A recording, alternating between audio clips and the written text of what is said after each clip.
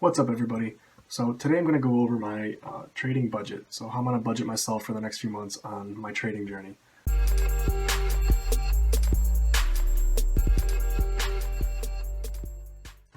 Something to note is that I did make these videos, these first few videos, out of order, but the content I'm providing is in order. So you'll see the videos in the right order, but things might seem a little different, just to keep in note.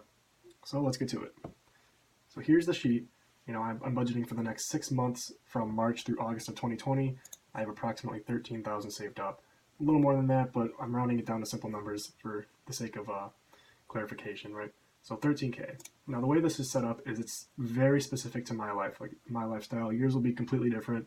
Everybody has different means. So to get started, I'm going to show you each category. So I have a car build category, a trading station, trading resources, trading capital, and living expenses. So with the car build, I'm currently building my car at the same time while I'm doing this, and I need to finish it. It's been a project for way too long. So I put in a few things that I know I need to buy and get done soon. And not to bore you with all this, it has nothing to do with trading, but that's up to about $3,000. So I'm budgeting myself for that. You could have something in your life that you do that adds up to $3,000 that you budget for, which, totally fine. This is solely for me.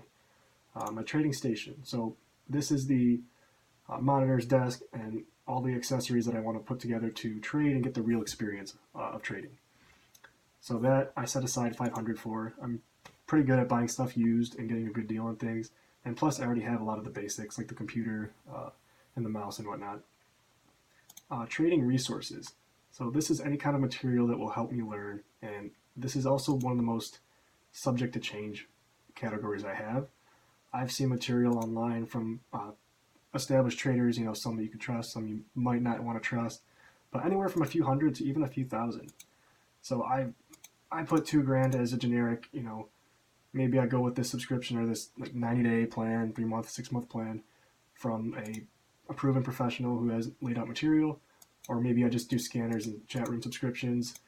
These are rough numbers, but for the most part, $2,500 should get me through for a good amount of knowledge. Trading capital. So I made this one pretty big for a reason. So I wanted to get past the difficult times for making money when you're just starting off with a few hundred. If you start with 500 to like 1,000 or even 2,000, there's commission. So commission is the fee you pay your broker for every trade you do. Those vary on how they're charged, but the commission would eat up a lot of your profits at such a small trading capital. So if you're trading with, $500 and make a trade, well, there's $10 per trade transaction, though, in and out. That $10 could eat up a lot of your profit if you're only making a few percent on $500. So I feel like 5,000, if I learn how to trade with 5,000 or with a margin of 20 or even up to 25,000, that'd be a good start at getting me ahead and keep my like learning curve very small. Like I don't have to take the time to build up, so it'll help me build, to say the least. Living expenses. So I'm very thankful that I'm still at home for my last semester of college. So a lot of people will have rent fees or a mortgage to pay, but given my case, I don't, and I'm very thankful for that. So that helps me out a lot for the next 6 months. That means I have to provide for food, gas for my car, social spending if I want to go out, and just random things. So I'd say the two that are most subject to change are living expenses and trading resources, because I really don't know what I'm going with.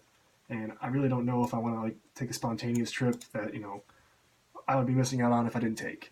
So having these, pretty rough and for the most part secured, these three are pretty stable. I don't think I'm going to be fluctuating much with those. Overall, it's built around my personal lifestyle and what I plan on doing for the next 6 months. But another cool feature that I put in here, just a basic Excel sheet. I'm very specific and OCD about how I organize things. So I put in very basic, I say I sell tires and they were $800. It's a real update, in real time. So it's a simple equation. You go up here, you can do it. So your sum or your total minus whatever is in these columns. So if I start filling that out, it'll start adjusting. So I can see, how much I have left in these areas respectively. But So keep in mind, I've said this before and I'll say it again, this is built around me and it's going to be different for everybody. But I hope that these numbers are close enough estimates so later on I'm not having any troubles on having too little of a funding for one category. But if I need to dip into another one, I will dip into the car category, as it's not as important as learning how to trade. That's the goal here, right? I'm learning how to trade. So yes, I want to build my car at the same time, but I'm learning how to trade, so I got to get over that car mindset. I hope this gives you a better idea, and in the next video I'll be putting together my trading station and showing you how that turned out. I'm Dylon Da Silva. Again, thank you guys so much for watching. I really hope you liked it. Give this video a thumbs up, and do not forget to subscribe to stay up to date on all new content every week. You guys have a good one.